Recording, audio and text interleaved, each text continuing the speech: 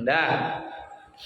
Lalu yang ke-11 ada musharif, falau qasada bi qiraati ghair Fatihati shalah fala tasih. Yaitu adalah dalam hal baca Fatihah tersebut tidak ada keberbilangan tujuan Fatihah yang lain untuk hal yang lain. Fatihah kita ini untuk salat. Kalau seseorang bermaksud Fatihahnya ini bukan Fatihah untuk salat, maka salatnya tidak sah. Apa misal dia baca Fatihah, di balik niat baca Fatihah itu dia kirimkan pahala bacaan Fatihah itu untuk orang meninggal dunia, tak sah. Fatihah untuk solat, ya untuk solat. Jangankan kita di Fatihah setelah waktu dolin, ya Allah sampaikan Fatihah ini kepada om ayahku. Kita bilangkan niatnya, makosidnya pocah. Maka makosid Fatihah ini jangan berbilang. Kalau di luar solat silahkan mengirimkan Fatihah, di luar solat silahkan. Tapi ketika Fatihah dalam solat kita bagi pocah maksud tujuannya, maka tak sah. Kalau Fatihah solat untuk Fatihah solat saja. Jangan ada di situ terbesit untuk mengirimkan pahala Fatihah itu untuk orang yang sudah meninggal dunia. Jadi kan tujuannya sudah bercabang jadinya. Bukan lagi untuk semata-mata Fatihah untuk sholat, tapi Fatihah untuk pahalanya disedekahkan kepada orang yang sudah meninggal dunia. Maka Fatihahnya tidak sah.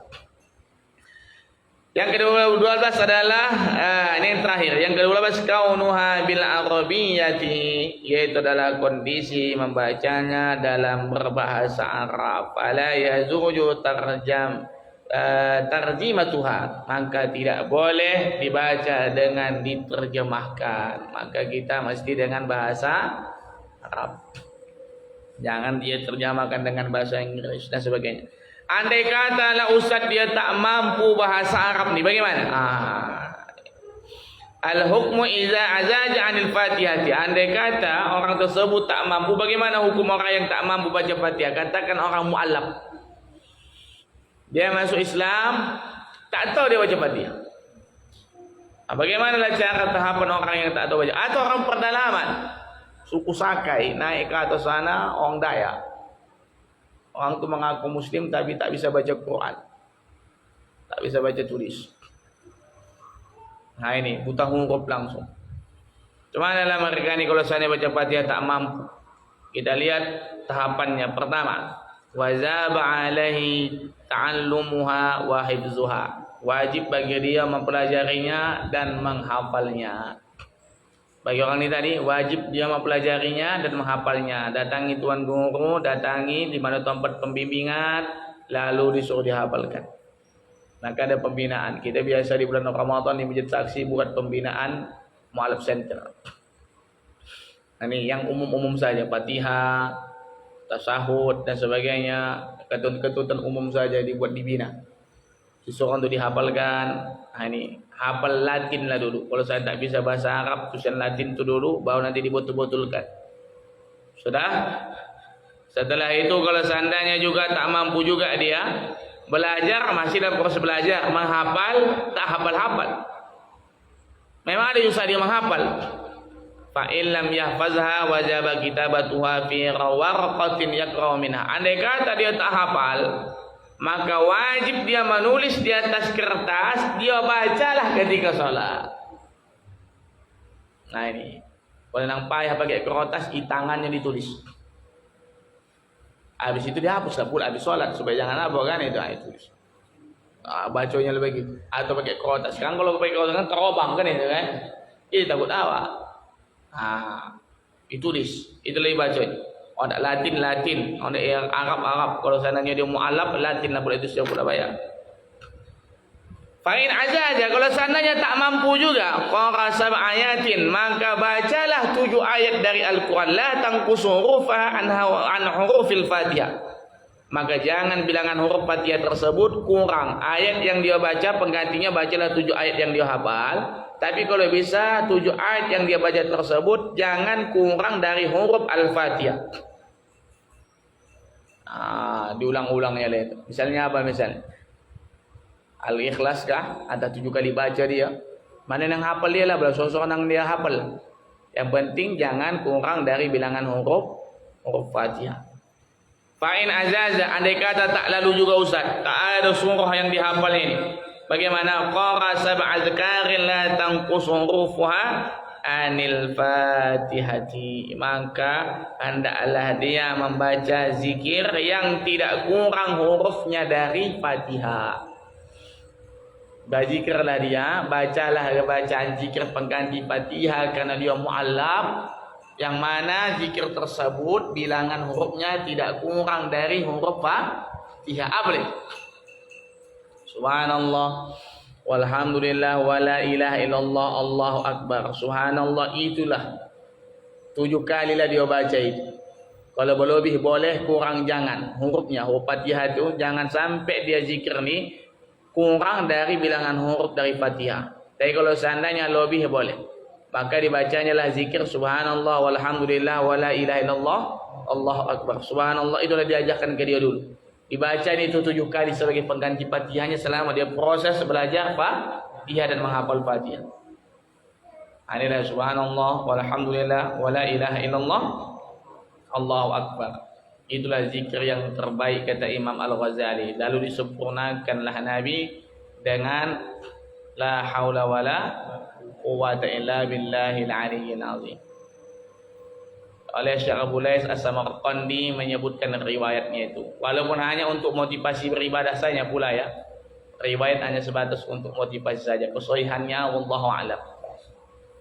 Bermula ini subhanallah ketika langit Allah ciptakan, disuruh perintah malaikat untuk menahan langit agar jangan jatuh. Maka para malaikat mengeluh kepada Allah, ya Allah nang boratlah langit ni ya Allah, tak terangkat kami ni ya Allah, tak tahan kami mengangkatnya ni ya Allah, menganjal tanah. Lalu Allah perintahkan kalian baca tasbih, fasabbih bismi rabbikal azim. Maka bertasbihlah dengan nama Tuhan engkau yang maha agung. Akhirnya para malaikat bertasbih subhanallah, subhanallah, subhanallah, subhanallah. Menjadi ringan langit itu tadi. Dengan bacaan tasbih subhan. Maka setelah itu Nabi Allah menciptakan Nabi Adam. Ketika Nabi Adam sudah diciptakan, ditiupkan roh. Maka ketika roh ditiupkan, Nabi Adam ni bersin ketika ditiupkan roh. Selesai bersin, Adam mengucapkan alhamdulillah. Malaikat mendengar, oh ini zikir yang tak perlu jangan disia-siakan. Akhirnya malaikat pun menambah subhanallah walhamdulillah. Masuklah pada Musa alaihissalam ketika Nabi Musa untuk mengajarkan umatnya beriman kepada Allah setelah ditunjukkan kejadian yang dahsyat di Bukit Tursina. Itulah kalimat tauhid la ilaha illallah. Malaikat mendengar itu, ditambah mereka lah zikirnya tadi subhanallah walhamdulillah wala ilaha illallah. Masuklah masa Ibrahim ketika menyembelih Ismail. Ketika sudah sampai leher, sudah sampai pisau ke batang leher Nabi Ismail, muncrat darah. Nabi Ibrahim tak sanggup melihat. Dia tengoknya bahwa sudah tak bergerak lagi, mulai pelan-pelan dia buka, dia tangannya masih memotong. Ditengoknya yang dia potong seekor kibas, Ismail terduduk di samping. Menengok kejadian itu dia katakan Allah. Maka malaikat pun mendengar lapas disebutkan Nabi Ibrahim, menjadilah dia menjadi suatu kesatuan zikir subhanallah walhamdulillah wala ilaha illallah Allahu akbar. Ketika Jibril menceritakan ini kepada Nabi, Nabi takjub dengan kisah perjalanan zikir tersebut. Maka dengan takjub itu Nabi mengatakan la haula wala quwwata illa billahil aliyyil azim. Itulah dia menjadi subhanallah walhamdulillah wala ilaha illallah Allahu akbar wala haula wala quwwata illa billahi al-azim. Itu kisah. Lalu selanjutnya kalau seandainya dia tak bisa juga berzikir ni ustaz, tak bisa, namanya pula muallam, tak tahu apa tu dia. Ustaz yang tahu dia tahu. Bagaimanalah fa in azaja wa qafa bi qadriha. Ini ajarkan. Iaitu adalah solatlah dia, berdirilah dia sekira-kira lama berdiri itu selama bacaan Fatihah. Berapa lama itu? Namanya baru belajar. Macam lah. Ini dalam proses belajar, berdirilah dia selama berdiri lama bacaan Fatihah. Berapa Fatihah ni? Ada 2 menit. Tak sampailah 2 menit ya. 1 menit lah. Katakanlah 1 menit. 1 menit lebih lah. 1 menit lah dibilangkan. Paling hanya berapa detiknya Fatihah. Untuk saja dia 1 menit lebih, rukuk lagi.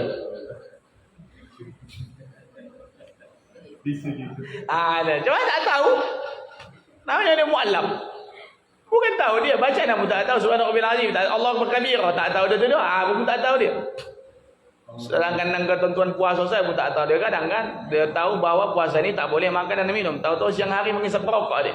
Apa awak tak puasa? Kenapa tak puasa? Puasa apa? Apa kenapa merokok? Apa makan minum tak boleh kau dia. Tak tahu dia pula. Namanya mu'allaf. Perlakuan hukum bagi mu'allaf itu dapat dispensasi, mereka itu dimaafkan.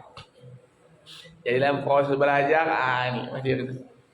Aku ustaz dapat suami mu'allaf, macam mana itu? Diam saja lakinya. Dia diam, awak baca Fatihah lah. Jangan pula kita ikut diam saja. Namanya laki tak tahu pula. Diam saja lah dia pula. Asalkan dia agak lama rasanya berdiri. Yang takutnya awak lama betul dia berdiri.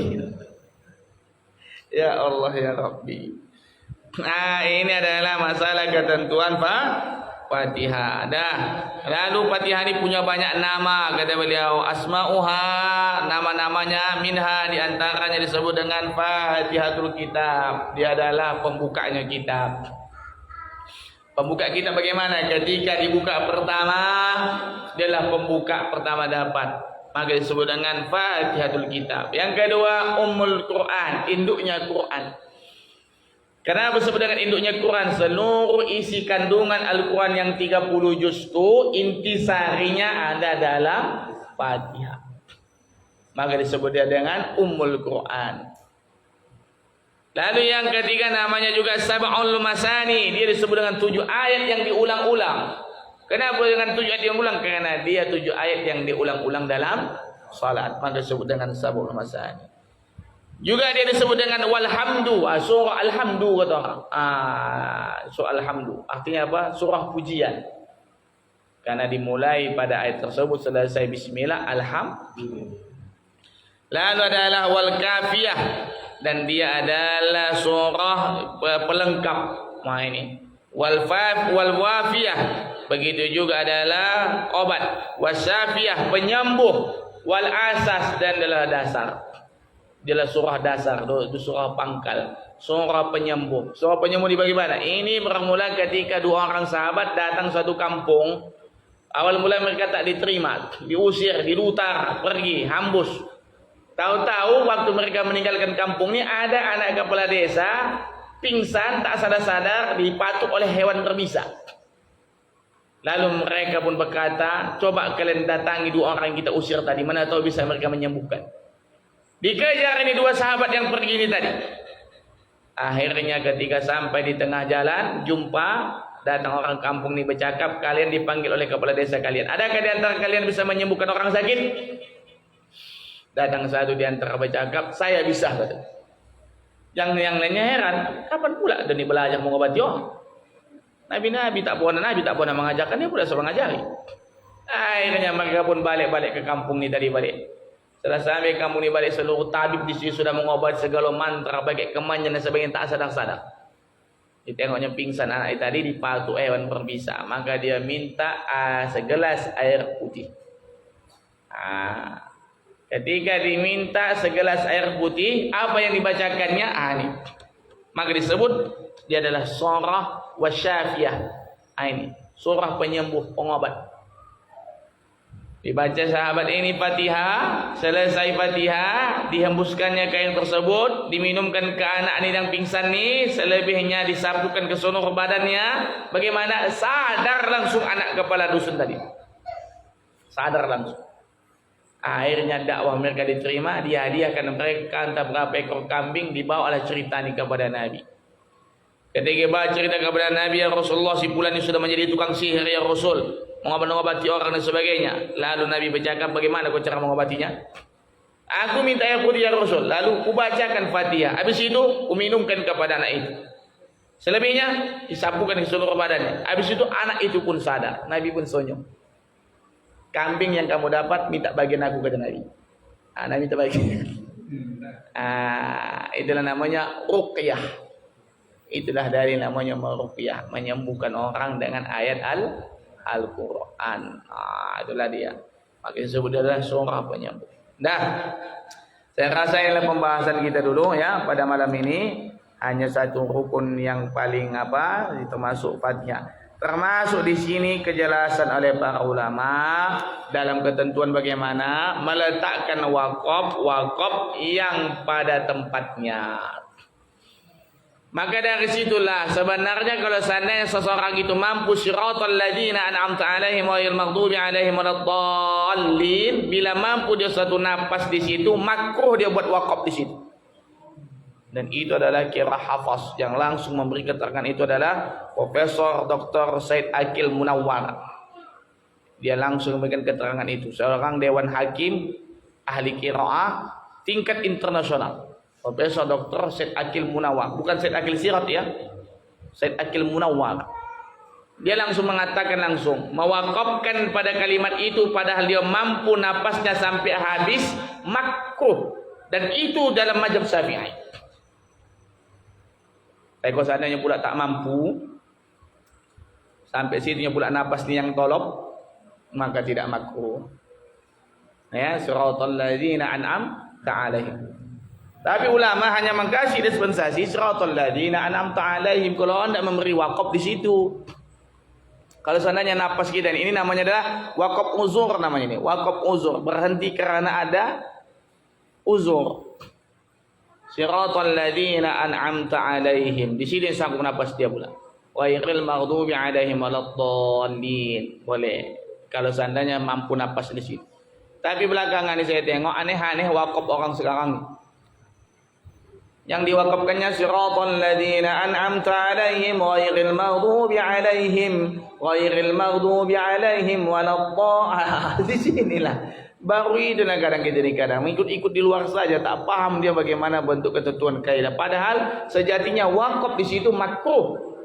Tapi kan lantaran tadi ini langgam nada supaya enak didongak, dibuatlah panen-panen wakaf di situ. Yang ianya bukan pada tempat yang wajar pula yang biasa kita buat kan. Tempat yang wajar siratal ladzina an'amta 'alaihim. Di situ tempat wajar biasa. Baru ngambil napas barulah ghairil maghdubi 'alaihim waladdallin. Ini kadang tidak. Siratal ladzina an'amta 'alaihim ghairil maghdubi 'alaihim. Ghairil maghdubi 'alaihim waladdallin. Di situ pulanya digantungnya di situ pula wakafnya. Aduh ya.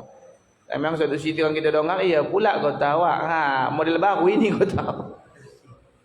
Padahal pada dasarnya wakaf bila seandainya napasnya panjang, mampu hukumnya makruh. Kalau saya dah melihat ini yang habis-habis nang muda-muda ni, saya rasa masih mampu. Sedangkan aku yang sudah macam begini 36 tahun masih mampu lagi satu napas siratal ladzina sampai waladdallin. Apa yang nang muda-muda ni? Maka tak layak dia memberhentikan di sini. Kalau saya dah tua nanti, masuk umur 60 barulah. Ini saya sendiri masih mampu lagi. Apa lagi orang tu kan yang lebih muda dari awak. Seharusnya adalah satu napas. Jangan diwakafkan di situ. Karena tak ada tempat wakaf sejatinya pada kalimat siratal ladzina an'amta 'alaihim ghairil maghdubi 'alaihim waladdallin.